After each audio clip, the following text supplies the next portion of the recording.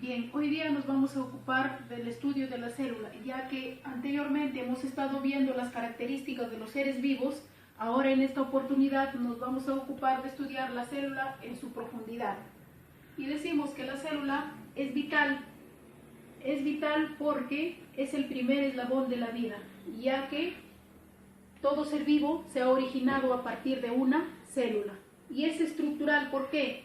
Porque todo ser vivo se ha originado de células. Su estructura está formada por células. Es funcional porque cada célula cumple diferente función en un organismo. Estas células cumplen función de nutrición, función de absorción, función de reproducción, etc., ¿no? Así como hemos visto que todos los seres vivos no son iguales, las células tampoco. Por eso que se dice que hay células animales y células vegetales. Estas células animales se encuentran agrupadas en grandes cantidades formando el organismo. Vamos a ver que existen células unicelulares y pluricelulares. Las unicelulares están formadas por una sola célula y las pluricelulares están formadas por muchas células, como en el caso del hombre y los animales. Se dice que el hombre posee un aproximado de 30 billones de células en su organismo. Cada una de ellas se encuentran agrupadas en diferentes formas y cumplen diferente función. Como en el caso de las células musculares, de las células del cerebro, de las células reproductivas, etcétera, etcétera.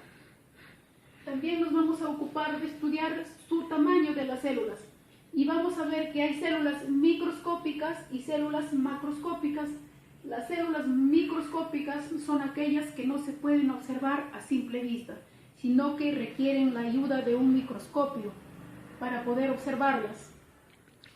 En la antigüedad o en el pasado, las células no se podían observar a simple vista.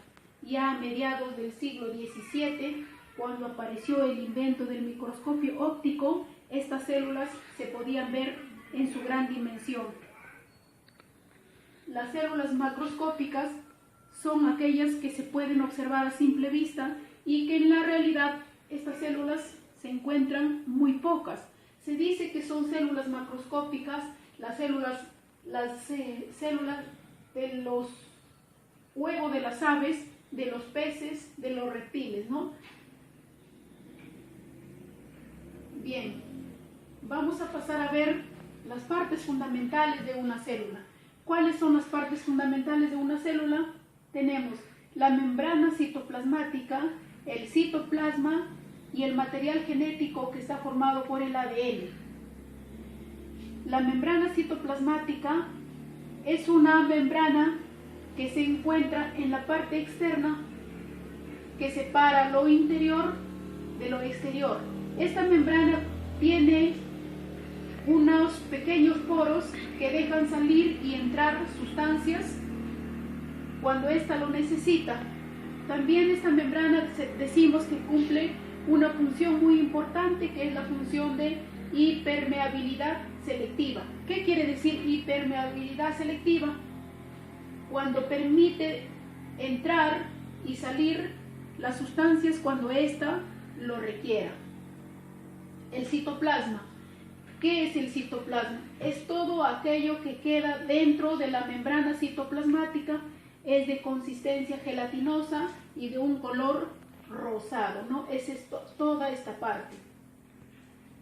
El material genético o ADN.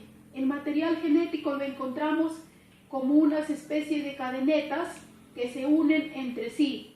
Este ADN o material genético se encarga de recibir la información hereditaria y transmitirlo de generación en generación. El ADN, ustedes ven acá ADN, este ADN se llama ácido desoxirribonucleico, que se encarga de transmitir los caracteres hereditarios de generación en generación. Bien, ahora vamos a estudiar las células según su organización. Vamos a ver las células cómo están organizadas. Ahora pasamos a ver las células según su estructura. Vamos a encontrar las células eucariotas que tienen núcleo y las procariotas que no tienen núcleo. Acá lo hemos traído unos esquemas donde nos vamos a dar cuenta que el ADN de la célula procariota se encuentra esparcido en todo el citoplasma, mientras que en la célula eucariota su núcleo se encuentra cubierta por una membrana nuclear. Esta membrana nuclear cubre el material genético, donde encontramos organelas citoplasmáticos. Esta célula eucariota se caracteriza por presentar organelas citoplasmáticas, como por ejemplo el aparato de Golgi, los centriolos, el retículo endoplasmático, los ribosomas, los mitocondrias. Cada una de estas organelas citoplasmáticas cumplen diferentes funciones, ¿no? Unas cumplen de almacenamiento, otras de respiración, de absorción, etcétera, etcétera, ¿no? Que más adelante lo vamos a estudiar con más detenimiento. Acá lo hemos traído una célula de un huevo donde lo vamos a observar con más detenimiento utilizando una cuchara de plástico, una cucharita de plástico.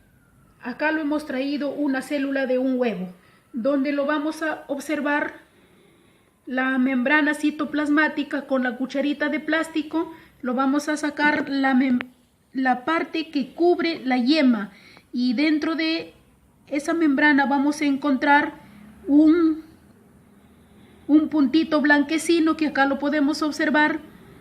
Eso vendría a ser el núcleo de la célula.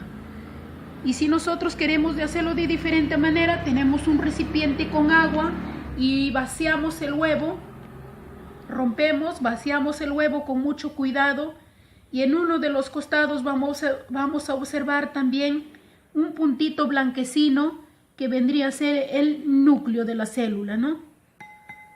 Eso es en cuanto hemos podido aprender el día de hoy. Esperamos que los conocimientos que hemos impartido hayamos aclarado algunas dudas. Eso es lo que hemos podido aportar hoy día. Gracias.